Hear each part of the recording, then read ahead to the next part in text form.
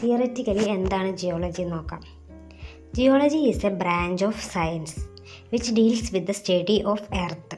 അതായത് branch of science എന്ന് പറഞ്ഞു കഴിഞ്ഞാൽ ഈ ബയോളജി, കെമിസ്ട്രി, ഫിസിക്സ് എന്നൊക്കെ പറയുന്ന പോലെ തന്നെ സയൻസിൻ്റെ ഒരു ബ്രാഞ്ചാണ് ജിയോളജി. അതിൽ നമ്മൾ എർത്തിനെ കുറിച്ചാണ് പഠിക്കുന്നത്. അതായത് ഇപ്പോൾ ബയോളജിയിലൊക്കെ നമ്മൾ ജീവികളെ കുറിച്ചല്ലേ പഠിക്കണം, ജീവശാസ്ത്രത്തിൽ അല്ലേ.